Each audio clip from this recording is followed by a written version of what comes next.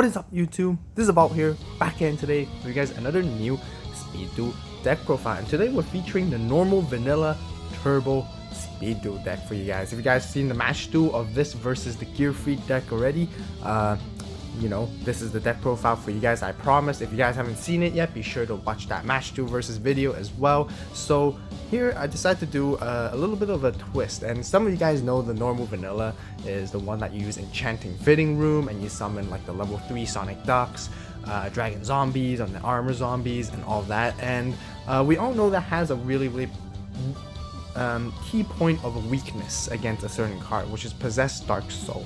And you know, that is just absolutely insane against that deck, and your opponent can just easily steal all your monsters from there and basically turn you around. So with that, I don't like that idea of, you know, having the monsters being taken away just simply by one simple card. So I gave this deck a little twist of my own version right here for you guys today to make it a little bit more interesting as well, because I know you guys seen the Enchanting Fitting Room version from many other resources already, so I didn't want to make it too boring. So I decided to make this one a little bit more interesting for you guys with an interesting idea overall.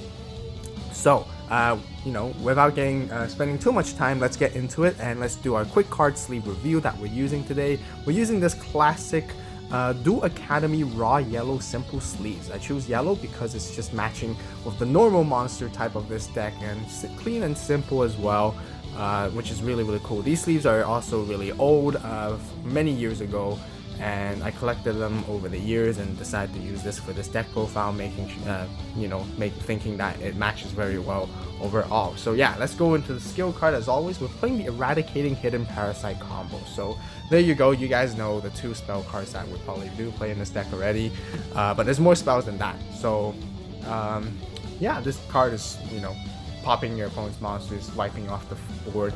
It's just really good. So instead of level 3s, we're playing level 4s actually. We're playing Warrior Digraphers, and by playing level 4s, you know, then you become immune to Possessed Dark Souls. So you do lose that Enchanting Fitting Room combo where you can really turbo it out, lots of monsters and swarm the board, but I prefer doing it slowly, bit by bit, and having good control instead. And Warrior Digraphers was just one of the best level 4 normal type monsters currently, with 1700 attack and 1600 defense, which if it ever does go into defense, it's not that easy to run over. Next, we're playing Axe Raider. Axe Raider is same, you know, 1700 beater, but much lower defense, but that's basically the second powerful one card I would play. Next, of course, we're also then playing Sonic Ducks, so this is the level 3 one, but this rounds off for the entire normal monster count overall in the deck.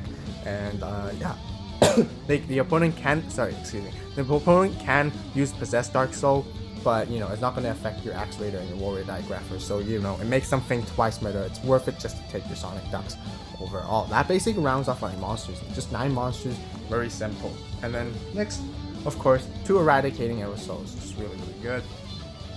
The interesting thing we are playing are Heat Waves in this deck, and you might play that in the Enchanting Fitting Room deck as well, but Heat Wave just really suppresses your opponents from summoning special summoning effect monsters. And you know, basically any other deck right now plays with effect monsters, and being able to suppress them from that, it forces them to set, and it's just really good against those decks that, you know, even Gravekeepers and Amazonas and all that top tier decks is actually this deck can be quite competitive overall, I have to say.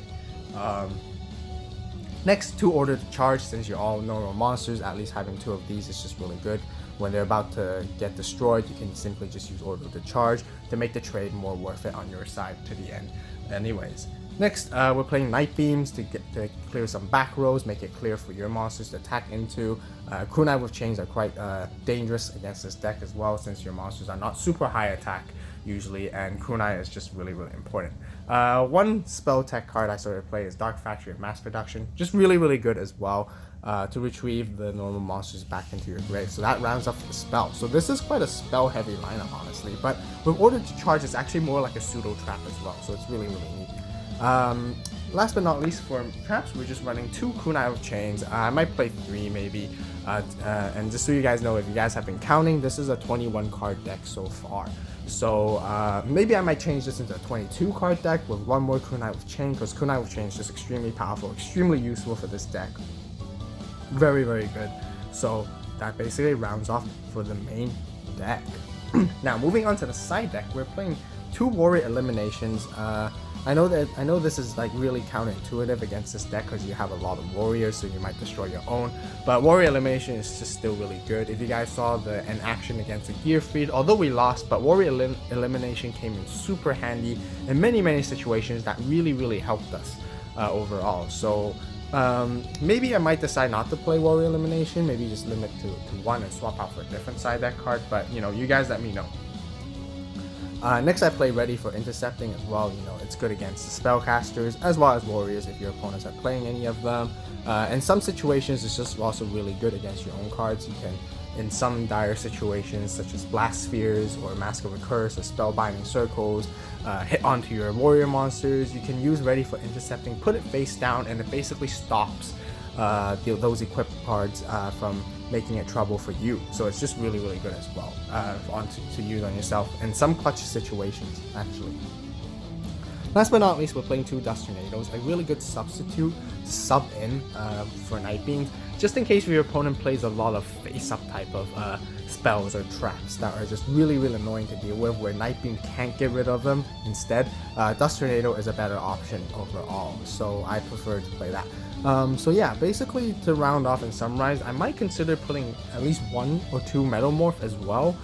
Maybe taking out the warrior eliminations and play 2 Metamorphs. That's a notable mention because this deck is fairly weak in terms of attack, and if you have Metamorph, it actually really helps out, and it works really well with this deck as well. So maybe just an extra like notable mention, so you guys can have another option and see what you guys think.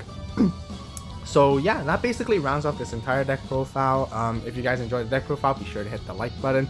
Just so you guys know, once again, this is more leaning towards the fun and casual, but it can reach just a bit towards the competitive, I think. This build can play against some competitive decks, and you know, it actually does work against them as well, and it's quite cheesy and unexpected for your opponents to play against, so it can give them quite a surprise when you play this against them for the very first time, honestly. So yeah, definitely give it a try against a competitive deck as well. I highly recommend.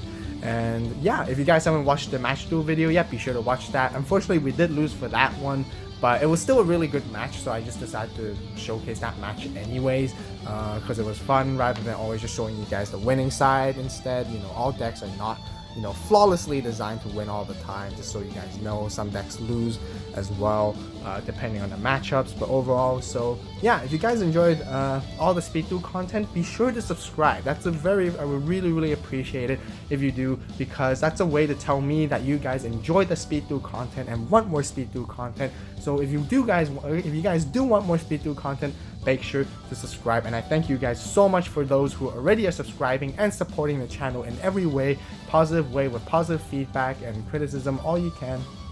Really happy about it. So as always, you guys post your comments and suggestions down below as well, and we're probably reaching very near to 1,000 subscribers, or possibly even 1,000 subscribers right now. So when I was making this video. So thank you guys so much once again. I really appreciate it overall, and you guys have a great day, great night wherever you are. And this is AVAULT signing out.